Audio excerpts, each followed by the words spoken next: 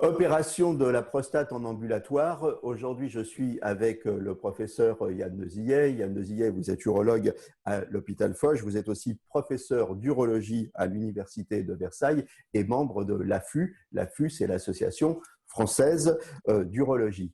Alors, la prostate en ambulatoire. La prostate en ambulatoire, c'est céder à la mode, qui consiste à garder les patients le moins longtemps possible à l'hôpital. Alors, les deux principales opérations qu'on est amené à pratiquer sur une prostate, c'est celle pour le cancer de la prostate, on appelle la prostatectomie totale, qui peut être pratiquée par célioscopie, ce qui diminue la lourdeur du geste pour le patient, voire même avec un robot pour encore moins de douleur post-opératoire. Et ça, actuellement, ça se pratique au minimum en restant 48 voire 72 heures à minima dans les services d'hospitalisation. Donc, passer cette intervention en ambulatoire, c'est un vrai challenge.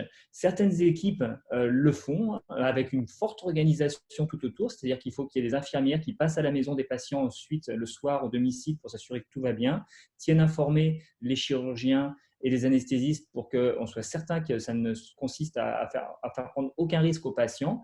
Néanmoins, donc, ça existe, il faut le savoir, ça peut être proposé, ce n'est pas du tout la référence actuellement, mais ça peut être proposé.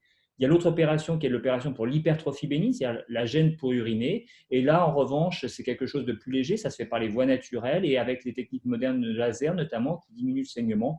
On peut tout à fait envisager de le faire si le patient, encore une fois, est bien entouré avec des moyens de communication efficaces. On peut tout à fait envisager de le faire en ambulatoire, c'est-à-dire entrer le matin, sortie le soir.